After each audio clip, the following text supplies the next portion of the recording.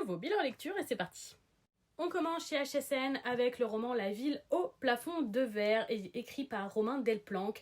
Mon premier ouvrage français que j'ai pu lire, un bon gros pavé écrit très petit et très serré, peut-être un petit peu trop pour moi, ce qui a donné l'impression que la lecture a duré vraiment très très longtemps. Alors pour le coup c'est une lecture rentable, j'aurais peut-être aimé une édition plus aérée. En ce qui concerne le contenu, c'est vraiment excellent, un très très bon titre de fantasy malgré quelques longueurs. J'ai pris beaucoup de plaisir à découvrir cet univers hyper riche et original.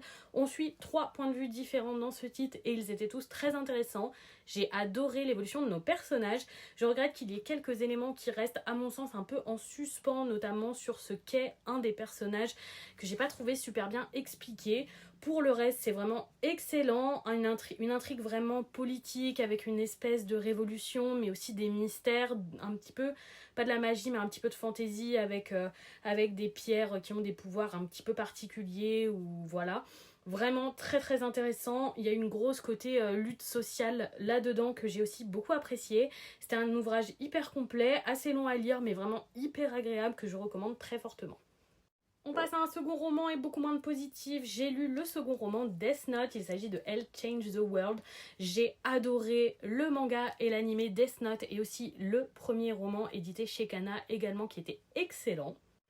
Cependant, ce second roman m'a vraiment beaucoup déplu et j'ai même abandonné la lecture parce que pour moi il y avait une énorme incohérence, c'est-à-dire que dans ce roman, elle meurt avant Kira, ce qui n'arrive pas du tout dans Death Note. Si vous l'avez lu et que vous connaissez l'histoire, ça m'a complètement empêché de me plonger dans le titre. Ça aurait pu être vraiment intéressant avec une espèce de pandémie, etc. Ça avait l'air hyper cool, mais malheureusement cette incohérence m'a fait totalement décrocher et je l'ai pas fini.